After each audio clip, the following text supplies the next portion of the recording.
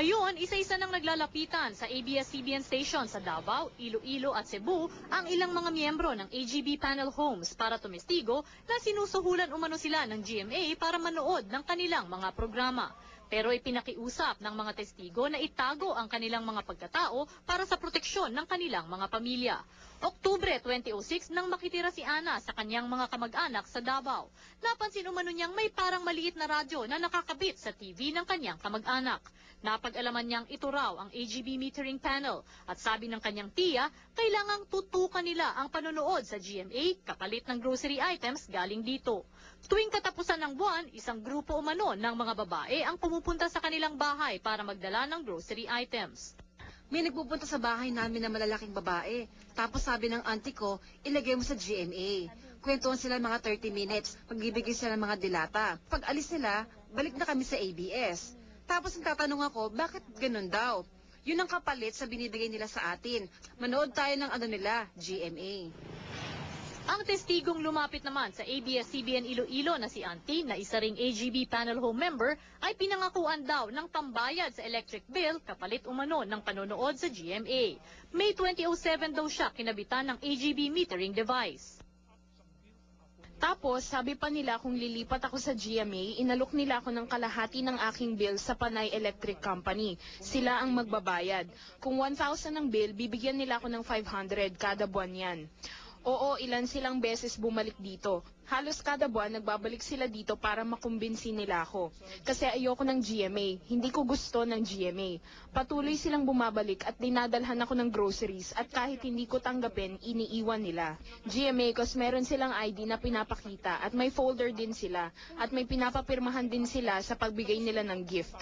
Ang ID may logo talaga ng GMA. Nag-iiwan din daw ng iba pang giveaways na tulad ng payong, baso at tuwalya ang dalawang taong taga-GMA para makumbinsi siyang lumipat. Sa pahayag naman ng GMA7 Network sa kanilang news program na 24 oras kahapon, dito mariing itinanggi ng GMA Network na umupa sila ng mga tauhan para magsagawa ng pagmamaniobra ng TV rating sa Bacolod City o saan mang bahagi ng bansa.